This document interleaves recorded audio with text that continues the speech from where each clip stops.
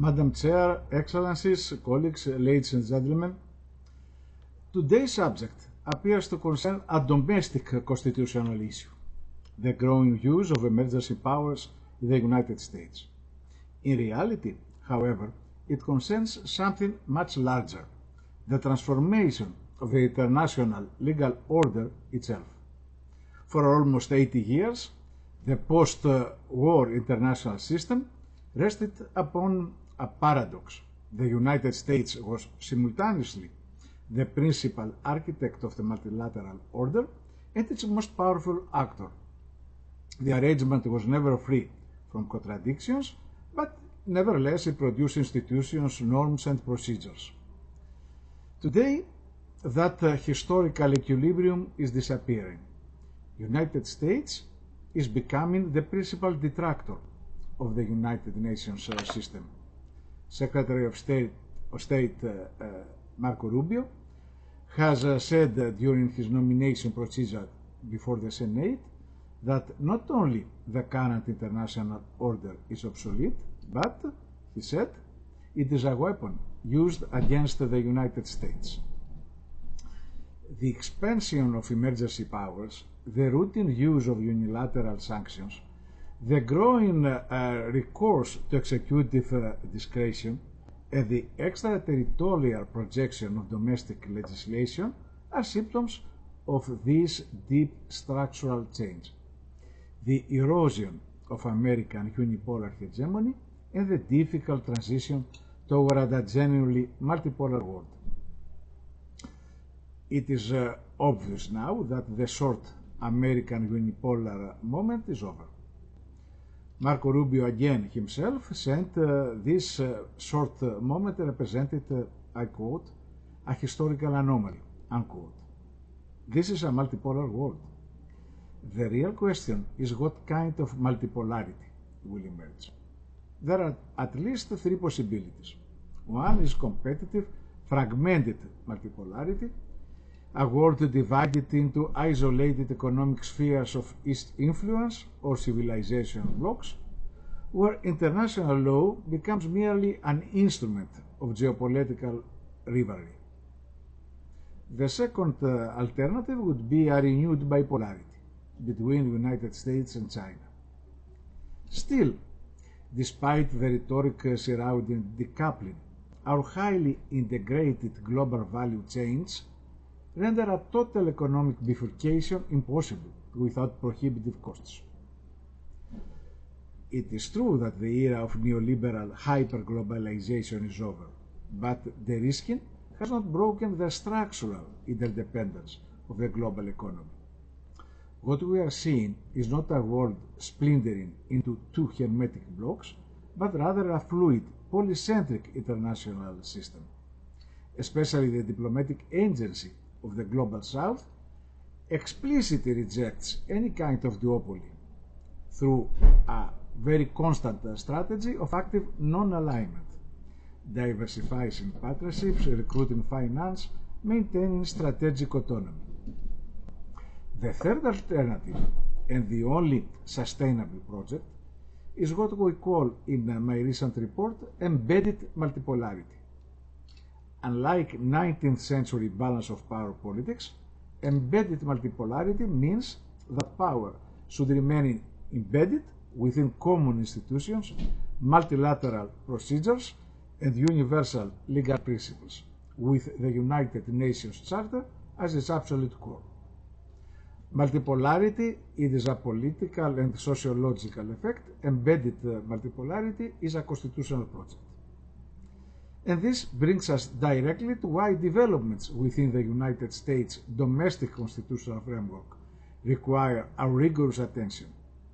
Legislation such as the National Emergencies Act and the International Emergency Economic Powers Act have gradually become the permanent legal infrastructure for an expanding range of executive measures affecting millions across the globe.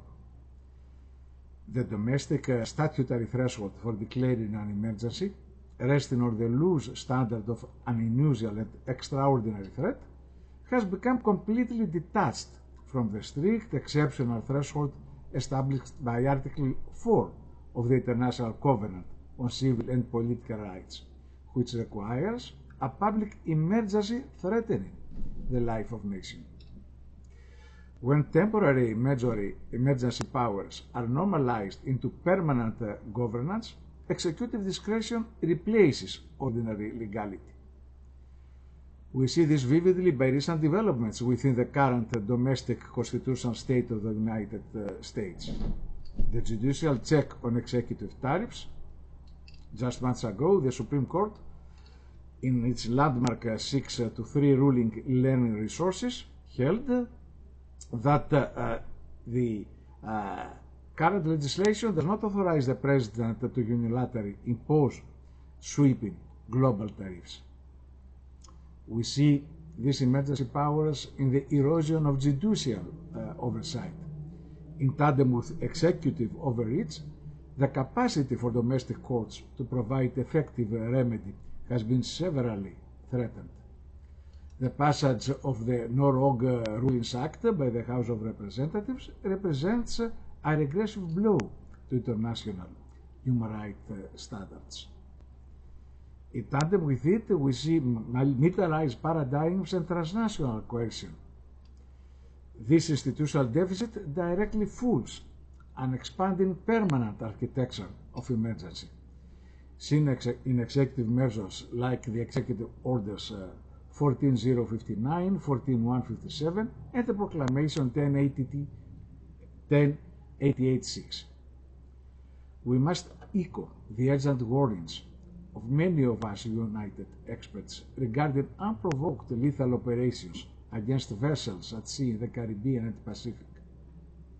Administrative emergency powers cannot lawfully become a substitute for armed conflict authority or a justification for extraterritorial killings.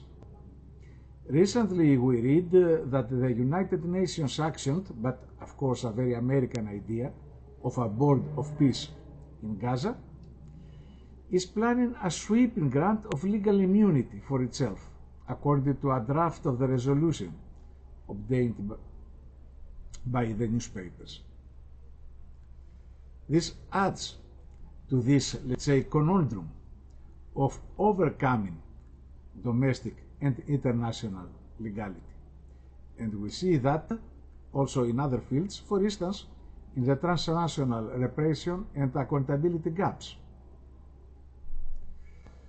When unilateral coercive measures, such as the severe blockade provoking the humanitarian crisis in Cuba, but also in Venezuela, the invasion of Venezuela itself, when these unilateral measures are deployed under the rubric of national security, they do not satisfy the Nicaragua threshold of the International Court of Justice.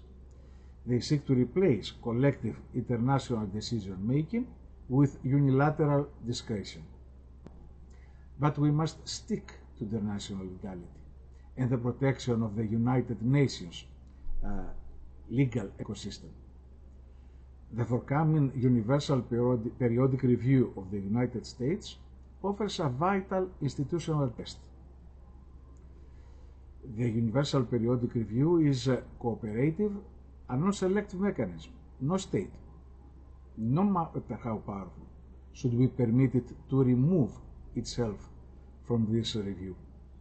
Recommendations calling upon the United States to bring its National Emergency Act into strict conformity with Article 4 of the Covenant are not merely criticism directed at one country.